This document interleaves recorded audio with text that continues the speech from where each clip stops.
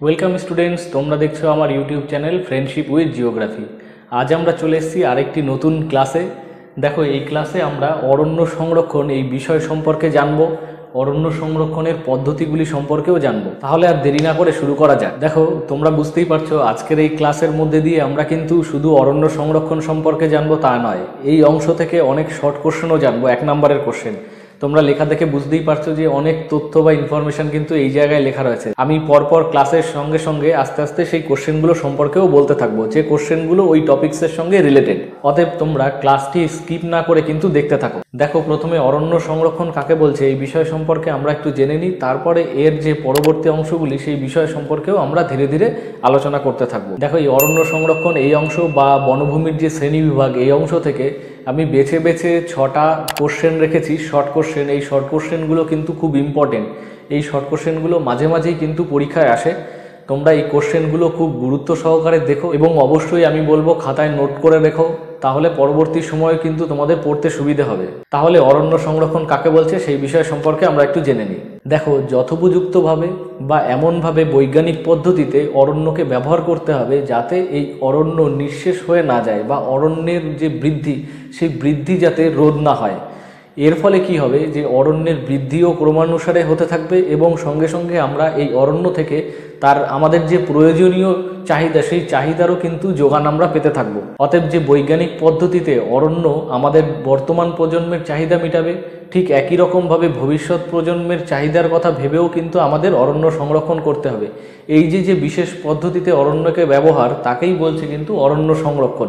দেখো, বর্তমানে আমাদের ভারতের মোট অরণ্যের পরিমাণ কিন্তু মাত্র 19.27%। বিভিন্ন বিজ্ঞানীদের মত অনুযায়ী এই অরণ্যের পরিমাণ কিন্তু আমাদের থাকা উচিত 33% বা তারও বেশি। এই কম পরিমাণ উদ্ভিদের থাকার কারণে বা অরণ্য থাকার কারণে কিন্তু বিভিন্ন ভূবিজ্ঞানীদের মত অনুসারে যে বিভিন্ন প্রাকৃতিক দুর্যোগ বা বিভিন্ন প্রাকৃতিক বিপর্যয়ের সম্মুখীন কিন্তু আমাদের হতে হবে। তাহলে আমরা কি জানলাম, যে ভারতবর্ষে বনভূমির পরিমাণ 19.27%, কিন্তু বনভূমি আমাদের ভারতবর্ষে থাকা প্রয়োজন ছিল প্রায় 33%, কিন্তু সেই তুলনায় আমাদের বনভূমি ভারতবর্ষে খুব কম পরিমাণে রয়েছে। তাহলে অরণ্য সংরক্ষণ বলতে আমরা কি বুঝবো, যে বৈজ্ঞানিক পদ্ধতিতে অরণ্যকে আমরা যথোপযুক্তভাবে বা কম পরিমাণে ব্যবহার করে বর্তমান প্রজন্মের চাহিদা মেটাবো এবং ভবিষ্যৎ প্রজন্মের চাহিদার কথা ভেবে এই অরণ্যকে কম পরিমাণে ব্যবহার করা হবে, সেই যে পদ্ধতি তাকেই বলছে অরণ্য সংরক্ষণ। দেখো, এই অরণ্য সংরক্ষণ বিভিন্ন পদ্ধতি অবলম্বনের মাধ্যমে কিন্তু আমরা এই বনভূমিকে সংরক্ষণ করতে পারবো। যেমন কি বলছে, অনিয়ন্ত্রিতভাবে বৃক্ষছেদন রোধ। প্রচুর পরিমাণে বা ব্যাপক হারে যে বৃক্ষছেদন চলছে তাকে কিন্তু নিয়ন্ত্রণ করতে হবে, মানে কম পরিমাণে বৃক্ষছেদন করতে হবে এবং তার তুলনায় অধিক পরিমাণে কিন্তু বৃক্ষরোপণ করতে হবে। তাহলে কিন্তু এই অরণ্য সংরক্ষণ করা সম্ভবপর হবে। দ্বিতীয় পয়েন্ট কি বলছে, অপরিণত বৃক্ষছেদন হ্রাস, অর্থাৎ পরিণত বৃক্ষ অর্থাৎ বড় যে বৃক্ষ বা গাছগুলি রয়েছে সেই গাছগুলিকে কাটা এবং যে তুলনামূলকভাবে নতুন বা ছোট যে চারা গাছ বা ছোট যে গাছগুলি রয়েছে সেই গাছগুলিকে সংরক্ষণ করতে হবে। তার মানে কি, যে পরিণত গাছগুলি রয়েছে সেই গাছগুলিকে কাটা যাবে, কিন্তু অপরিণত গাছগুলিকে সংরক্ষণ করতে হবে বা রেখে দিতে হবে। অপরিণত গাছ থেকে খুব কম পরিমাণ কাঠ কিন্তু সংগ্রহ করা যায়।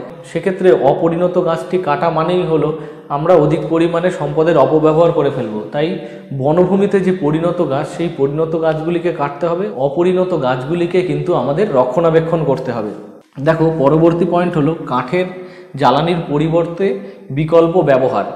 আমরা জ্বালানি হিসেবে যে কাঠের ব্যবহার করি, এই জ্বালানির পরিবর্তে গাছের কাঠের জ্বালানির পরিবর্তে আমাদের বিকল্প জ্বালানি হিসেবে ব্যবহার করতে হবে। যেমন সম্পদ হিসেবে কয়লার ব্যবহার করতে হবে, প্রাকৃতিক গ্যাসের ব্যবহার করতে হবে, যাতে বৃক্ষছেদন কমানো যায়। এভাবে আমরা অরণ্য সংরক্ষণ বা বৃক্ষ সংরক্ষণ করতে পারবো। পরবর্তী পয়েন্ট কি বলছে, দাবানল প্রতিরোধ।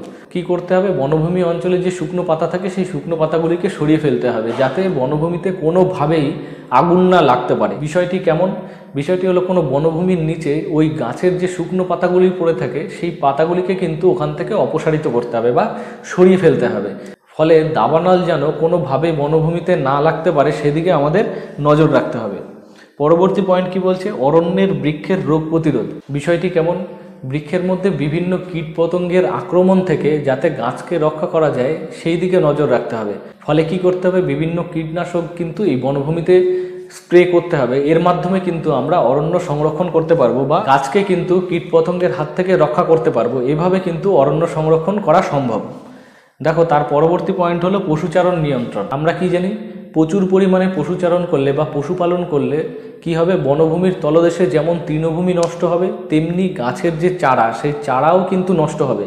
তার ফলে যে বনসৃজন হওয়ার সম্ভাবনা ছিল, সেই সম্ভাবনাও কিন্তু নষ্ট হবে। তার ফলে বনভূমি ক্রমশ হ্রাস পাবে। ফলে আমাদের কি করতে হবে, নিয়ন্ত্রিত হারে কিন্তু এই পশুচারণ করতে হবে, যাতে বনভূমির কোনোরূপ ক্ষতির সম্মুখীন না হয়। দেখো, পরবর্তী অরণ্য সংরক্ষণের পদ্ধতি হলো বনসৃজন ও পুনঃবনসৃজন। বনসৃজন কি বলছে, বিভিন্ন পতিত জমি বা যে অঞ্চলের বনভূমি প্রায় নিঃশেষ বা শেষ অবস্থায় রয়েছে, সেই অঞ্চলে কি করতে হবে, নতুন চারাগাছ লাগাতে হবে এবং নতুন বনসৃজন করতে হবে, অর্থাৎ নতুন বনভূমি তৈরি করতে হবে। এইভাবেও কিন্তু আমরা বন সংরক্ষণ করতে পারি বা অরণ্য সংরক্ষণ করা যায়। দেখো, পরবর্তী পয়েন্ট হলো পরিণত ও নির্বাচিত বৃক্ষছেদন। দেখো, অরণ্য সংরক্ষণের মূল উদ্দেশ্য কি, যে বনভূমির সম্প্রসারণ বা উদ্ভিদের বৃদ্ধি বা বনভূমির পরিমাণ বৃদ্ধি করা। তাহলে কি করতে হবে, যে পরিণত গাছ, সেই পরিণত গাছকে কিন্তু কাটা যাবে, কিন্তু অপরিণত গাছকে কিন্তু সংরক্ষণ করতে হবে। আবার কি, সেই সঙ্গে সঙ্গে কিন্তু নতুন চারা গাছও আবার রোপণ করতে হবে।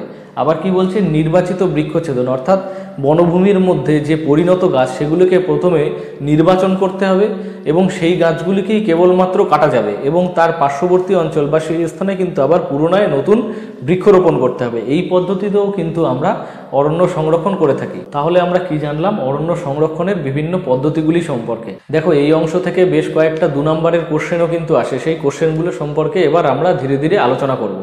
তার মধ্যে রয়েছে যেমন যৌথ অরণ্য ব্যবস্থাপনা। এই বিষয়টি কি, এই বিষয়টি তোমরা একটু মনোযোগ সহকারে দেখো। এই কোশ্চেনটা কিন্তু মাধ্যমিকে মাঝে মাঝে পরীক্ষায় আসে। পশ্চিমবঙ্গের পশ্চিম মেদিনীপুর জেলার আড়াবাড়ি অরণ্যের ক্ষেত্রে কি হয়েছে, এই যৌথ অরণ্য ব্যবস্থাপনা নীতি কিন্তু গ্রহণ করা হয়েছিল। কত সালে নীতি গ্রহণ করা হয়, 1971 সালে। তাহলে 1971 সালে যৌথ অরণ্য ব্যবস্থাপনা গ্রহণ করা হয় কোথায়, পশ্চিমবঙ্গের পশ্চিম মেদিনীপুর জেলার আড়াবাড়ি এই অরণ্য অঞ্চলে। এই অঞ্চলের প্রধান উদ্ভিদই ছিল শাল এবং এই শালের যেহেতু অর্থনৈতিক গুরুত্ব খুব বেশি ছিল, তাই এই অরণ্যের পার্শ্ববর্তী প্রায় 11টি গ্রাম থেকে 612টি পরিবারকে নিয়ে কিন্তু একটি অরণ্য সংরক্ষণ কমিটি গঠন করা হয়।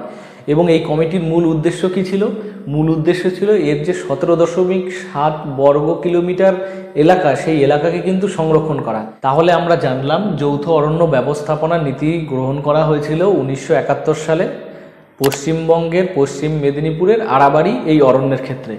সেক্ষেত্রে প্রধান উদ্ভিদ কী ছিল, শাল, এবং মোট পরিবার ছিল 612টি পরিবার নিয়ে এই অরণ্য সংরক্ষণ কমিটি গঠন করা হয় এবং এদের উদ্দেশ্য ছিল এই 12.7 বর্গ কিলোমিটার যে অরণ্যের এলাকা, এই অরণ্যকে কিন্তু সংরক্ষণ করা। দেখো, এবার আমরা জানবো সামাজিক বনসৃজন সম্পর্কে, মানে সামাজিক বনসৃজন কাকে বলছে। দেখো, এই কোশ্চেনটাও কিন্তু 2 নম্বরের পরীক্ষায় আসে। এটাও কিন্তু খুব ইম্পর্টেন্ট, তোমরা খুব ভালো করে তৈরি করবে।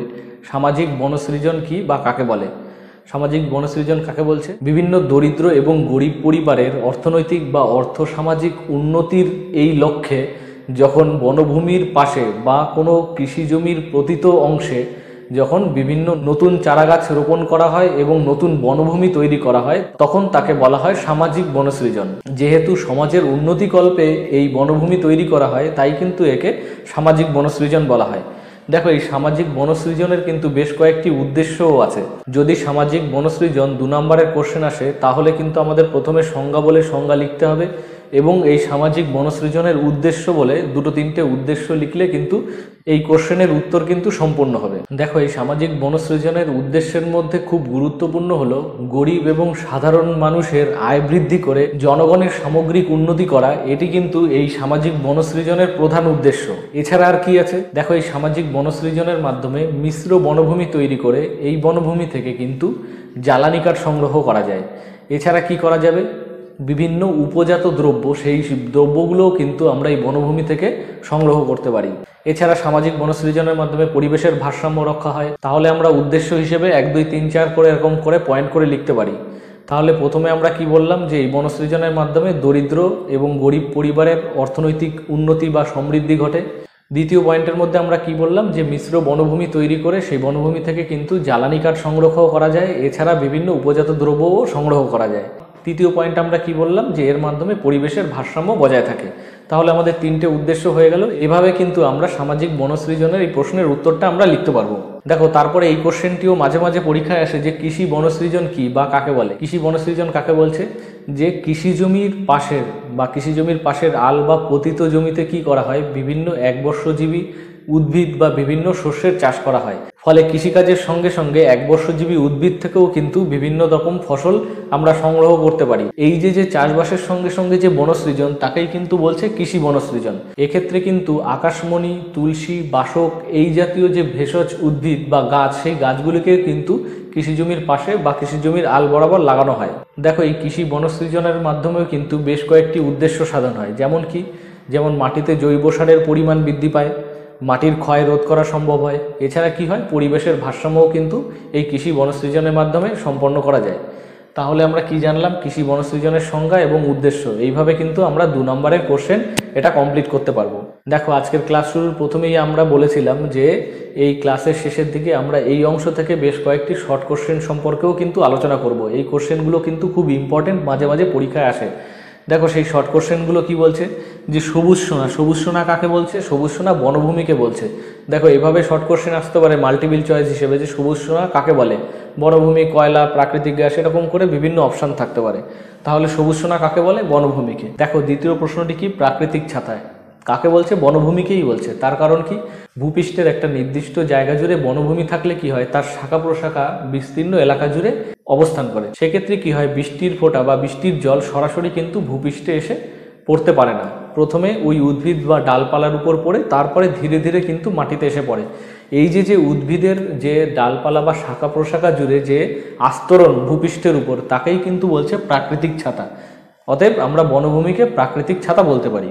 পরের কোশ্চেন কি বলছে, জাতীয় বননীতি গ্রহণ। জাতীয় বননীতি গ্রহণ কত সালে নেওয়া হয়েছিল, 1952 সালে জাতীয় বননীতি গ্রহণ করা হয়েছে। বন সংরক্ষণ আইন, এই বন সংরক্ষণ আইন কত সালে গ্রহণ করা হয়েছে, 1980 সালে।